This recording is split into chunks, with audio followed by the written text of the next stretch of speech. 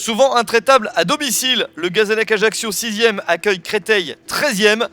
Le Gazélec est en effet 4e du classement des matchs à la maison. Mais 2 défaites sur les 4 derniers matchs le gênent beaucoup et l'empêchent de revenir sur le podium.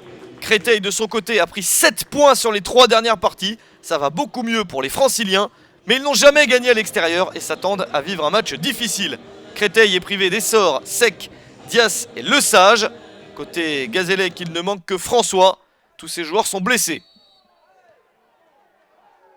La première opportunité est attendue en faveur de l'équipe corse, avec dès le coup d'envoi un ballon contré. Mais la première véritable occasion est pour les visiteurs. Un bon tir sauvé par Clément Maury. Créteil n'est pas timoré et joue les coups à fond. Attaque dès le début du match. Encore Maury sollicité. Un bon début de partie pour les visiteurs qui font ce qu'il faut pour essayer de prendre un ou des points. Mais attention à cette frappe d'Ali Madi.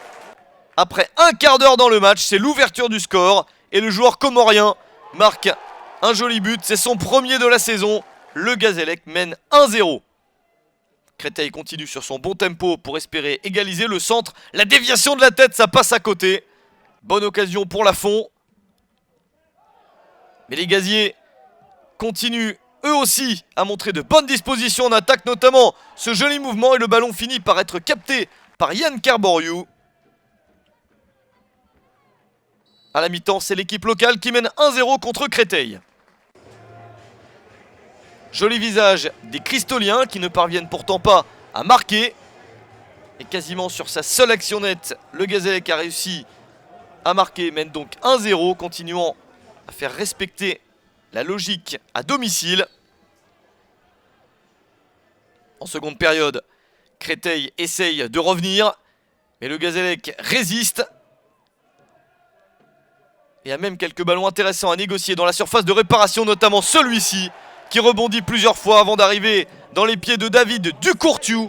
L'ancien Valenciennois n'est pas un buteur, mais inscrit quand même son deuxième but de la saison à la 51e minute. C'est un bon retour du vestiaire pour les Corses. Ils mènent donc 2-0 et se procurent des occasions supplémentaires pour tuer le match. Avec cette nouvelle chance, mais c'est dans le petit filet. Ils ne parviennent pas à marquer ce fameux troisième but.